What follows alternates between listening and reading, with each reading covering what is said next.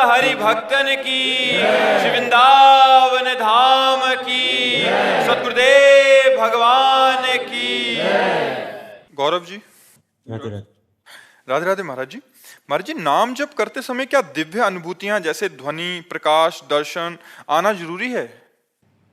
पहले पाप नष्ट होना जरूरी है, उनकी जरूरी सब। पहले पाप नष्ट हो, कब जानेंगे हमारे पाप नष्ट हो गए? जब हमारे अंदर केवल भजन चलेगा, साइड में कुछ नहीं।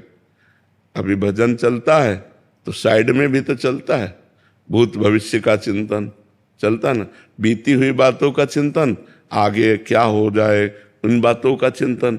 तो भूत भविष्य का चिंतन जब मिट जाए, केवल भगवान का अनन्य चिंतन हो, तब समझना चाहिए मेरा हृदय निष्पाप हो रहा है।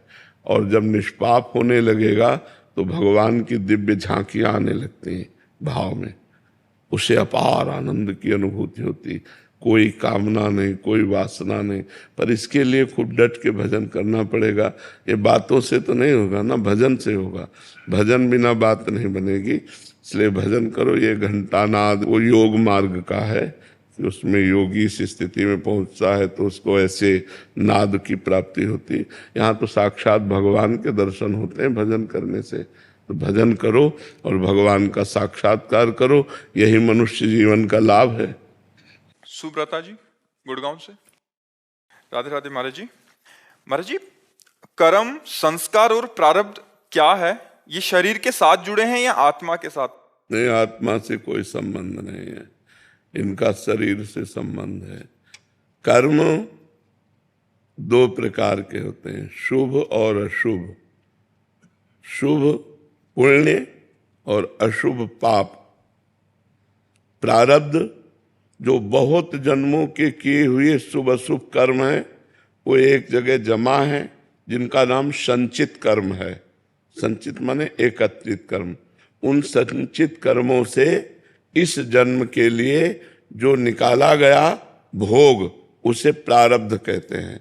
कहीं पुण्य का भोग सुख, तो कहीं पाप का फल दुख, विपत्ति, संकट, समस्या। ये पूरे जीवन भर के लिए जो निकाला गया उसे प्रारब्ध कहते हैं। जहाँ जमा है उसे संचित कहते हैं। जो नए कर्म कर रहे हैं वो क्रियमाण कहा जाता है। क्रियमाण, संचित, प्रारब्ध, ये जब तक है तब तक जीव का बंधन है, और जब तीनों भस्म हो जाते हैं तब भगवत प्राप्ति हो जाती है। तो जो खूब नाम जप करता है, पवित्र आचरण करता है, उसके पवित्र संस्कार बनते हैं। जो अशुभ आचरण करते हैं, नशा करते हैं, व्यभिचार करते हैं, तो गंदे संस्कार बनते हैं। गंदे संस्कार, गंदा संकल्प, गंदा कर्म, गंदी योनि, नारकीय योनि, पशु पक्षी कीड़ा मकोड़ा, इसमें जाना पड़ता है। इसलिए खूब नाम जप करो, कोई नशा न करो, कोई गंदे आचरण न करो, तो ये नवीन कर्म आपके प्रारब्ध को भोगवा कर और जितना संचित कर्म है उसको भस्म करके आपको भगवत प्राप्ति करा देंगे। पर भजन के बिना नहीं। बारी मथे घृत होए बरु, सिकता ते बरु तेल, बिनु हरि भजन न भवतरी, या सिद्धांत पेल। बिना भजन के कोई संसार समुद्र से पार नहीं हो सकता। इसलिए खूब नाम जप करो। कृष्णा कुमार जी कैथल से। राधे राधे। राधे राधे महाराज जी। महाराज जी, कर्म और भजन में कौन बड़ा? भजन, क्योंकि कर्म नाशवान शरीर से शुभ और अशुभ कर्म होते रहते हैं, और भजन शुभ अशुभ दोनों को भस्म करके सुख ही सुख प्रदान करता है।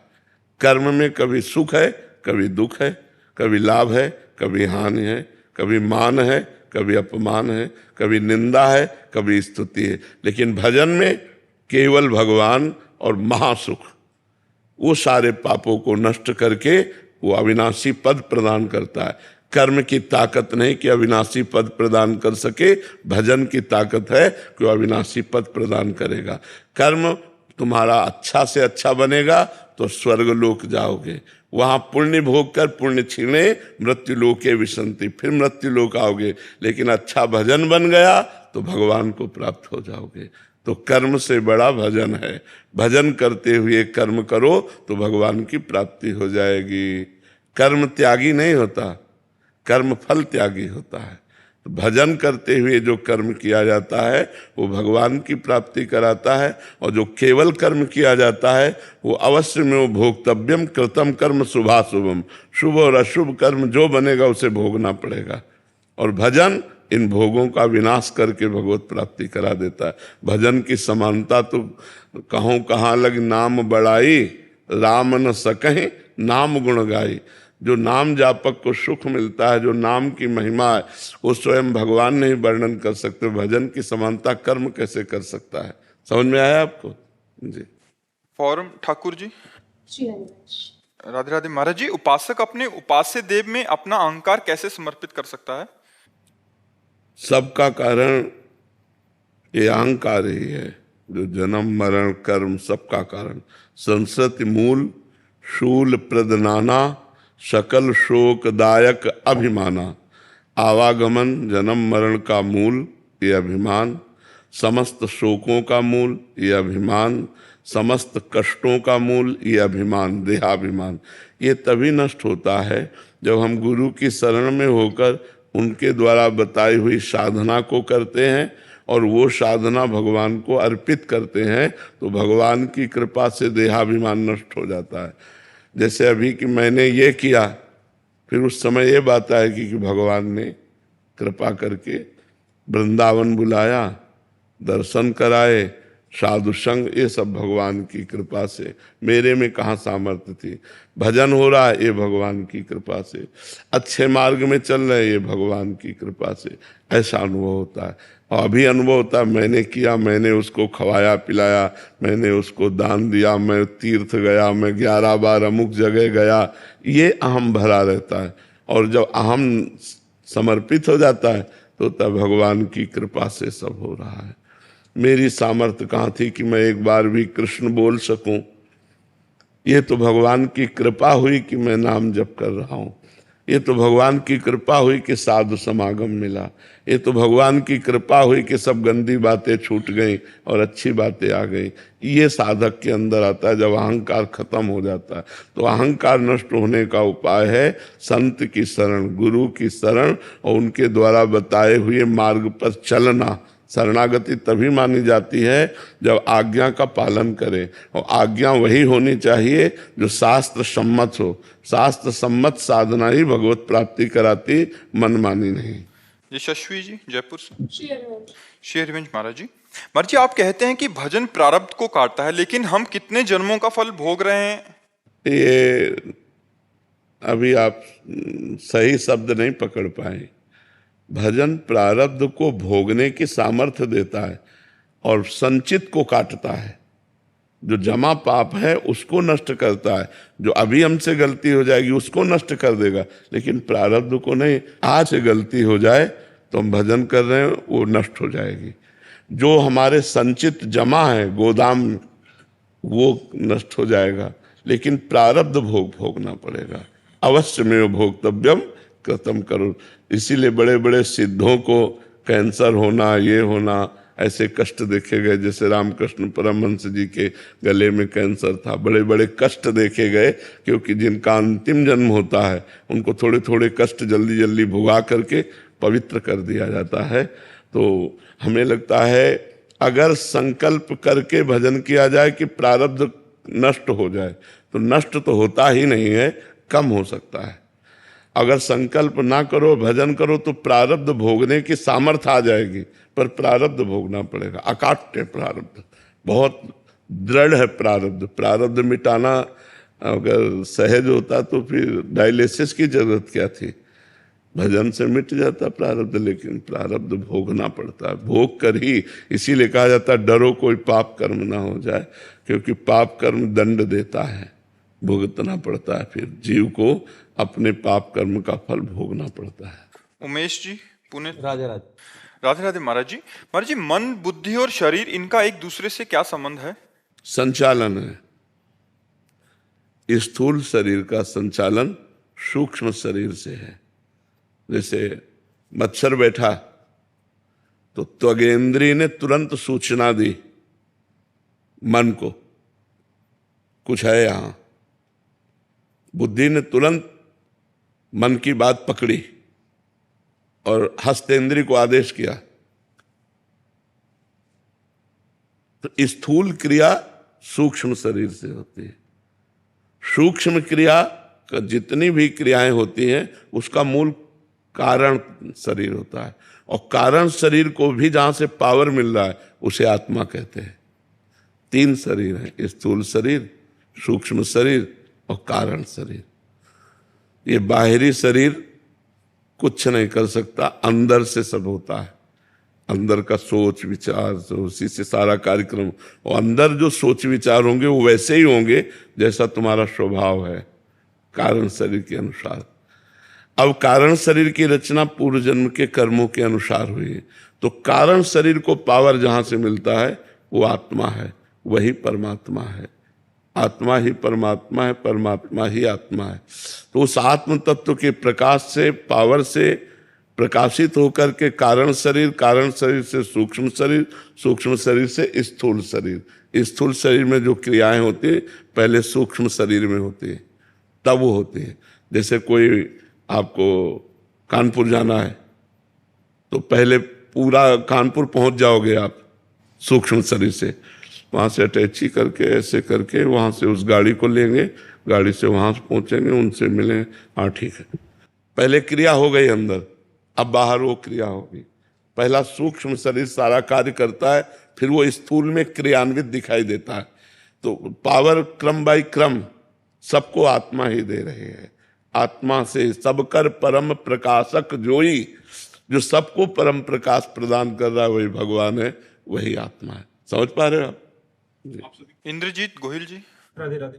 राधे राधे महाराज जी। महाराज जी, मेरा मन हर वक्त प्रभु से ज्यादा अपने गुरु के चिंतन में बना रहता है। जब अपने गुरु को ही प्रभु मान लिया तो क्या उनका नाम जप, उन्हीं का नाम जप करके भगवत नहीं, नाम जप प्रभु का करो, ध्यान गुरु का करो। शास्त्र ऐसी आज्ञा करता है, ध्यान मूलम गुरु मूर्ति, पूजा मूलम गुरु पदम, और मंत्र मूलम गुरु वाक्यम। गुरु ने कहा राधा जपो तो जपो राधा, और ध्यान करो गुरु का तो मोक्ष मूलम गुरु कृपा। गुरु कृपा से मोक्ष की प्राप्ति हो जाती है। ध्यान अपने गुरुदेव का कर रहे हो, नाम जप कर रहे हैं तो गुरुदेव ही साक्षात परब्रह्म है। वो जो भावना करोगे, राम श्री कृष्ण जो भावना करोगे वही रूप में वो दर्शन दे देंगे। जाकी रही भावना जैसी, प्रभु मूरत देखी तिन तैसी, वैसे अनुभव में आ जाएगा। महाराज जी, जैसे नाम जप करने बैठते, भजन करने बैठते तो आपका ही चिंतन बना रहता है, हमारा मन आपसे बातें करता रहता है जी। रात को भी। हाँ, तो बहुत सुंदर भजन है। बस भाव अपना ठीक रखे तो सुंदर भजन है। गुरु का ध्यान करना, मान लो ये शरीर कहीं ना कहीं भगवान के चरणों में समर्पित है, तो जब इसका चिंतन करोगे तो भगवान का चिंतन तो आ ही जाए। देखो, संत वेश ऐसा है कि जैसे निकला तो देखे, हे बाबा राधे श्याम, भले आप ऐसे ज्यादा आदर न दो तो इतना तो बोलोगे जय श्री राम बाबा। कितनी बड़ी बात हुई कि आपके मुख से भगवान का नाम स्मरण हो गया। आप भगवान की बाबा राम राम, राधे श्याम, ये भगवान का नाम। संत इस वेश का प्रताप कि भगवान की स्मृति आ गई, भगवान का नाम आ गया। और जिस समय भगवान की स्मृति नाम आवे वही समय सार्थक है, और तो सब बेकार ही जा रहा है जीवन। तो हमें लगता है यदि हम संत का चिंतन करें और नाम जब भगवान का करें तो हमें फिर बहुत जल्दी आगे बढ़ने का अवसर मिल जाएगा। महाराज जी, मन में भगवान का नाम चल रहा है और चिंतन आपका चल रहा है तो भगवान नाराज तो नहीं हो गए? बात तो बार बार वही कह रहे हैं आपको। अब आप कहोगे आपका चिंतन करें तो हम मना कर देंगे कि हम दास हैं, हमारा चिंतन करो, स्वामी का चिंतन करो। पर आपके भाव है कि गुरु साक्षात परब्रह्म, तो आप अपने भाव से चिंतन करो। अब हम ये थोड़ी कहेंगे तो हमारा चिंतन करो, हम तो ये कहेंगे हमारे प्रिया प्रीतम का चिंतन करो, राधा नाम का चिंतन करो, कृष्ण का चिंतन करो, संतों का चिंतन करो। अब पकड़ो बात। अब डायरेक्ट हमसे कहना चाहो कि हमारा चिंतन करो तो हम तो मना कर देंगे। भाग्यश्री मिश्र जी मुंबई से। राधे राधे महाराज जी।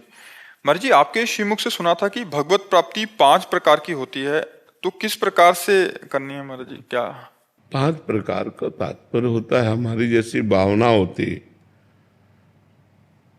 भगवान के समान वैभव प्राप्त होना, भगवान का जैसा रूप प्राप्त होना, भगवान में लीन हो जाना। जैसे हमारे दास्य, सख्य, वात्सल्य, गोपी भाव, सहचरी भाव, ये भाव है ना, तो हम जैसी भावना करते हैं वैसी हमको भगवान की कृपा प्राप्त होती है। अगर हम अभेद चिंतन करेंगे तो भगवान में लीन हो जाएंगे, उसे एकत्व मोक्ष कहते हैं। और भगवान के रूप का चिंतन करते हुए जैसे राम रूप का चिंतन किया और उसी में तन्मय हो गए तो हम राम रूप को भी प्राप्त हो सकते हैं। जैसे भगवान के धाम में जितने जाते हैं सब हरि रूप जाते हैं, वैकुंठ में जितने रहते हैं सब हरि के समान ही रहते हैं। चार भुजा श्यामालंग सब भगवत, गीध देह तज धरि हरि रूपा आता है ना, हरि रूप धारण करते हैं। तो सारिष्ट सामीप्य, भगवान के समीप रहना, सायुज्य, भगवान का मोक्ष पदवी प्राप्त कर, तो ये भगवान के सब मोक्ष है। हमको इस चक्कर में नहीं पड़ना, हमको भजन के चक्कर में पड़ना है कि हमारा 1 मिनट भी भजन से खाली न जाए। बस हमको ये चिंतन करना, हमको ये चिंतन नहीं करना कि हमें सारिष्ट मोक्ष मिले, कि सारूप्य मिले, कि सामीप्य मिले, कि एकत्व मिले। मालिक जाने, हमें केवल भजन करना है, अच्छे आचरण करना है, भजन करना है, भगवान की लीला कथा सुनकर उसमें मस्त रहना है। संगीता सिंह जी। राधे राधे महाराज जी। महाराज जी, क्या जैसे भूत प्रेत इंसान के शरीर में प्रवेश करते हैं वैसे भगवान भी साधु संतों के शरीर में प्रवेश करते हैं? पहली बात तो भगवान पहले से बैठे हुए तो प्रवेश क्या करे, सबके हृदय अछत अविकारी, सबके हृदय में अविनाशी परमात्मा हृदय में बैठा है। वेद कहता है सहस्त्र शीर्षा पुरुषा सहस्राक्षा शास्त्रपाद सभूमि ग्वं सर्वतस्प्रत्वात्यतिष्ठत 10 अंगुलम, 10 अंगुल नाभि से नापो, ऐसे। तो ये देश आता है, इसे हृदय देश कहते हैं। भगवान सबके हृदय में अव्यक्त रूप से विराजमान है। अव्यक्त रूप मतलब आपको दिखाई नहीं दे रहे, महसूस नहीं हो रहे, लेकिन सब कुछ उन्हीं से चल रहा है। तो वो प्रवेश क्या करेंगे, वो तो सबके हृदय में बैठे हैं। हाँ, अब समझना है, जैसे जितना भजन हमारा हुआ उतने भगवान का पावर प्रकाशित होता है। जैसे एक पापी आदमी है तो भगवान का पावर एकदम गुप्त है। थोड़ा भजन किया प्रकाश हुआ, थोड़ा और भजन किया प्रकाश हुआ, ज्यादा भजन हो गया पूरे विश्व में प्रकाशित हो गया, और ज्यादा भजन हुआ बड़े बड़े चमत्कार प्रकट हो गए, बीमार को ठीक कर दिया, ये कर दिया, वो बड़े बड़े चमत्कार, बड़े सिद्ध, वो भागवतिक प्रभाव है।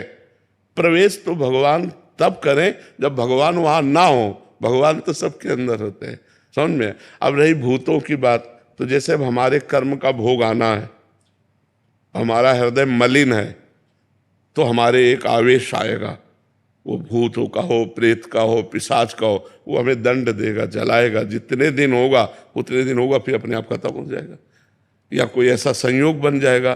प्रधान हमारा कर्म हमको दंड देगा, ना कि भूत प्रेत। अगर हमारा कर्म नहीं है दंड भोगने का तो इस स्मशान से गुजर जाओ, कहीं कोई तुम्हें नहीं लगे। अगर कर्म है तो घर बैठे तुम्हारे दिमाग खराब हो जाएगा, घर बैठे तुम में प्रेत का आवेश हो जाएगा। पर भगवान का ऐसा नहीं, क्योंकि भगवान सबके हृदय में पहले से विराजमान है। कहो सो कहाँ जहाँ प्रभु ना ही, कहो भाई कोई ऐसी जगह जहाँ प्रभु ना हो, वो तो सब जगह विराजमान। लव जी।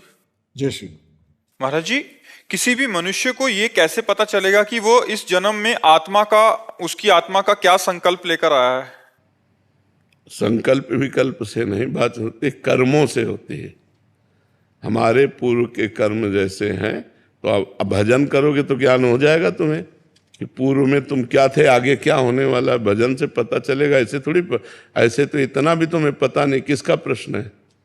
ऐसे तो इतना भी तुम्हें पता नहीं कि तुम 9 महीने माँ के गर्भ में कैसे रहे, पता है बोला? हम सब लोग रहे, लेकिन अपने लोगों को कुछ पता है?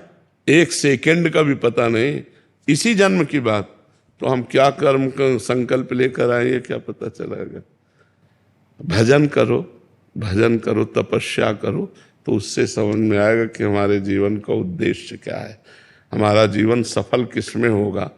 भजन के बिना तो सब जीवन बेकार। इसलिए भजन करो, नाम जप करो, गंदे आचरण मत करो, तो धीरे धीरे खुद जब हृदय पवित्र होने लगता है तो पता चलने लगता है कि हमारा पूर्व क्या है, आगे क्या है, सब पता चलने लगता है। अभी पहले भजन करो।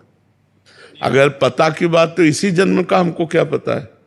हम माँ के गर्भ में कैसे थे, हमें ज्ञान था कि हम थे तो हम ही, लेकिन हमें कुछ नहीं पता। तो पूर्व जन्म आगे का पता कैसे हो जाएगा? इसी जन्म का नहीं पता। इसलिए नाम जप करें तो हमारी बुद्धि पवित्र हो, तब पता चलने लगे। कोई कोई ऐसे भजनानंदी संत हैं कि कई जन्म की बात जानते हैं, अपने तुम्हारे सबकी बात जान लेंगे, वो सिद्ध पुरुष हो गए। तो ऐसे भजन से जाना जा सकता है। ये दिमाग की बातें नहीं, ये भजन की बातें। जितना भजन करोगे उतना जान पाओगे। नियति जी।